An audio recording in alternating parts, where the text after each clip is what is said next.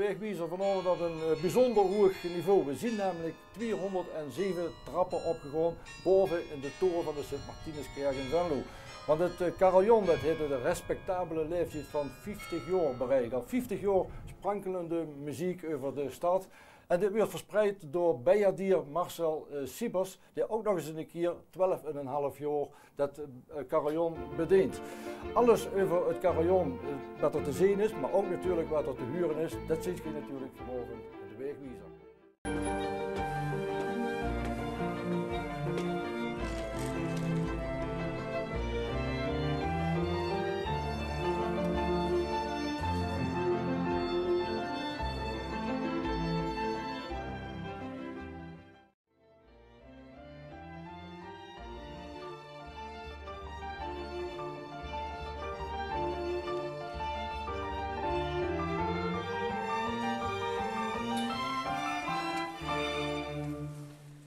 Het carillon is eigenlijk door de Venlose gemeenschap geschonken aan de gemeente. De toren, de kerk is in de oorlog grotendeels verwoest geworden, de toren is ook ingestort. En wie het allemaal kloor was, is een bijaardier, een carillon in de toren aangeboden door de burgers van Venlo.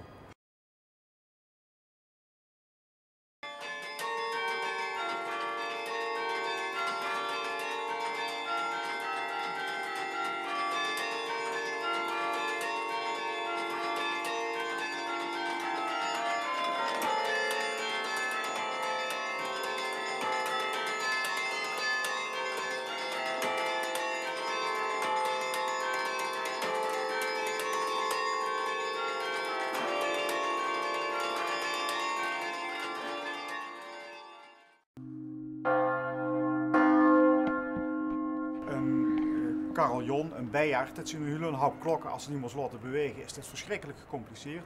Er is een hamer die op de klok slaat, of van buiten of van binnen. En dan kunnen we daar zien, op die achterste klok, daar zitten 2 hamers die vanuit de buitenkant en bij andere slaan ze naar de binnenkant tegen de klok aan, waardoor de bijaardier kan gaan musiceren, waardoor ze muziek maakt. Ja, stevige klepels hangen erbij hier en daar, hè. Vooral die zware, maar dan heb je het geluk, die worden met de voet gespeeld. Er is wat meer kracht op de voet.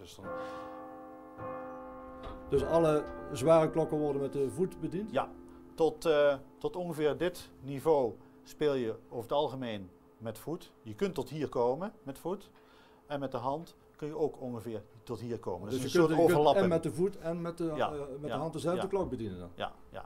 En dit is natuurlijk allemaal handwerk.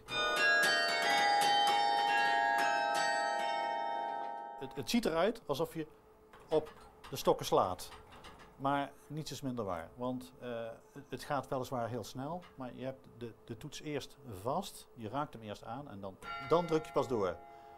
Stel je voor, je speelt een toonladder. Je hebt meteen de volgende toon al voorbereid. Zie je? Waardoor je niet je handen helemaal kapot timmert. Hoeveel hangen er totaal in? In totaal hebben we 53 klokken. De zwaarste klok die is een 2,5 ton ongeveer. Snel spelen op die hele grote klokken, dat is niet alleen moeilijk, maar men zal het niet in dank afnemen, want dat gonst enorm door elkaar heen. Die grote klokken blijven heel lang doorklinken. Kun je dat laten horen? Ja, ik kan wel zeggen. Nou, dan wordt het een beetje een brei, hè? Dan wordt het behoorlijke brei, ja. Ja. Kijk, als je zoiets... dan is het wat veel transparanter natuurlijk. Dus hoe hoger je komt, des te sneller je kunt spelen en waardoor het in ieder geval ook beter klinkt.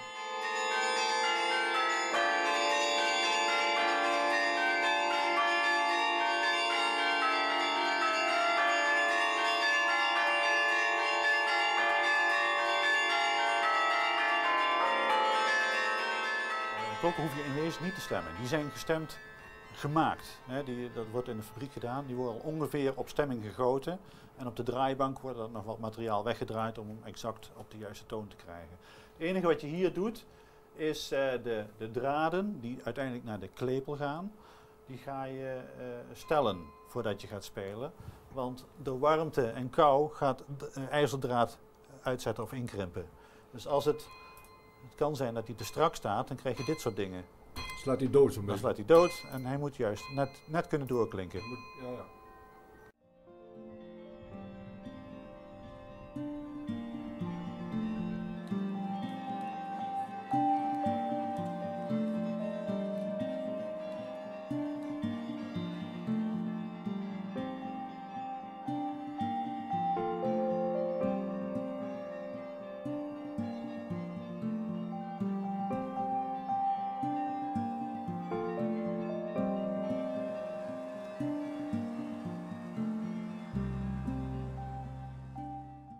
Is het nu eigenlijk compleet? Het is Of heb je eigenlijk... nog wensen? Nou, als er een wens is, kijk, volgens Mechelse traditie is er nog één grote klok daaronder. Maar dat is een bijkomende zaak. Het mooiste is, vind ik altijd, als de laagste klok in het klavier ook klinkt naar de werkelijke klank. En dat is hier het geval. En bij heel veel carillons is dat niet zo. Waarom is dat niet zo? Nou, dat is een centenkwestie. Ja, je hebt die grootste klok al zien aanslaan, dat is 2,5 ton. Hè? En als je dan deze hebt, die zal ongeveer 1400 kilo wegen.